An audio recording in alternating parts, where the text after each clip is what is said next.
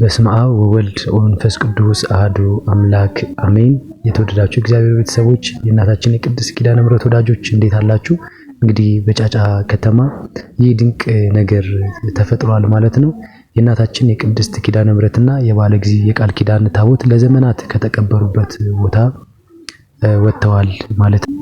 ይህ ቦታ አባቶች ከጥንት ጀምሮ ሲነገርለት የነበረ እዚህ ቦታ የእናታችን የቅድስት ኪዳነ ምሕረት የቃል ኪዳን ታቦት ቤተክርስቲያን እንደሚታነጽ ይናገሩ የነበረ በነብር ሲጠበቅ የነበረ ቦታ ነው ማለት ነው። ይህንንም አሁንም የእግዚአብሔር ፈቃድ ሆኖ በዕለተ ቀኑ የባለ ጊዜና የእናታችን የቅድስት ኪዳነ ምሕረት ቃል ኪዳን ታቦት ከዚህ ውስጥ ወጥቷል ማለት ነው። እንግዲህ የእግዚአብሔር ፈቃድ ሲሆን እንዲህ በዘመኑ በጊዜው እግዚአብሔር ውብ አድርጎ ይሰራል ማለት ነው።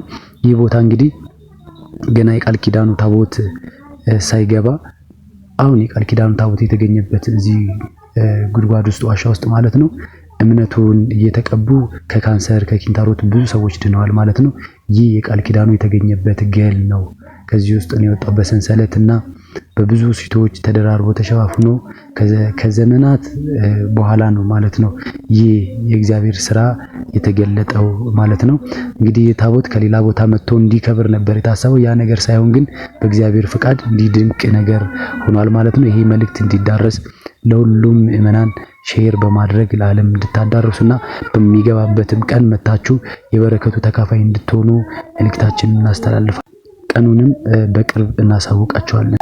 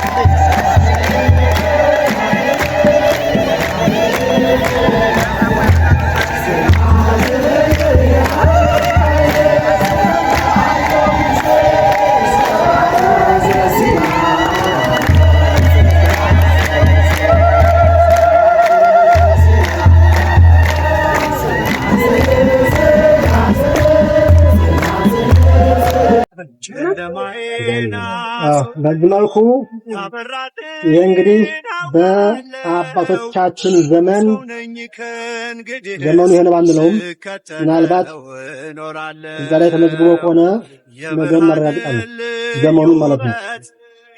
እሱ ላይ እናረጋግጣለን። ግን ይሄ ነው ይሄ በዘመኑ የነበረ የታቦተ ሕግ መክበሪያ ነው። ይሄ ቅጠላ እንደምንለው ቅጠላው ይሄ ነው። በዚህ ተጥሎ የሸክላለ በዚህ ሆኖ ነው። ይሄ ነቀውና ሰንሰለት ነው። እነማን ናቸው? ሁለት ታቦተ ሕግ ነው ያዝነው። ሁለት ክብርን አገኘነው። እነዚህን ካልፍለን አድርገን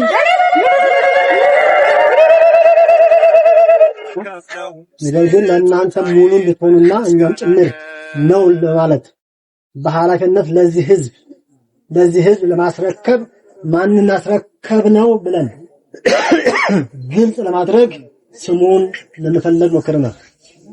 ስሙን ማን ነው የሚለውን እንግዲህ ታቦት ዋናው ታቦት ማደሪያ ነው። የእግዚአብሔር ማደሪያ ነው። ነገር ግን እግዚአብሔር ደግሞ ለፈቀደላቸው ለወደዳቸው በስማቸው የማይጠፋ ስም ሰጣቸዋለሁ ብሎ ተመዝግቧል በመጽሐፍ ቅዱስ ላይ። ያ የማይጠፋ ስም ማን ነው? ታቦት ነው። የማይጠፋ ስም ማን ነው? ቤተክርስቲያን ነው። ስለዚህ በቅዱሳኑ በሰማዕታቱ በጻድቃኑ በመላእክቱ በእናቱ ስም ታቦት እንዲዘጋጅ እንዲቀረጽ አድርጎ እግዚአብሔር ፈቅዶ በእንደመኮ ታቦት ይቀረጻል። ስለዚህ አሁን ያገኘናቸው በመላእክት ስም ነው፣ በሰማዕት ነው፣ በጻድቅ ነው፣ በኪዳነ ምሕረት ነው፣ በእግዚአብሔር ነው የሚለው እንዳንወዛገብ አጥርተን ይሄንን ለማግኘት ሞክረናል። ስለዚህ ባደረግነው የመጥረግና የማጽዳት ስራ ላይ የመጀመሪያ ያገኘነው ታቦተ ኪዳነ ምሕረት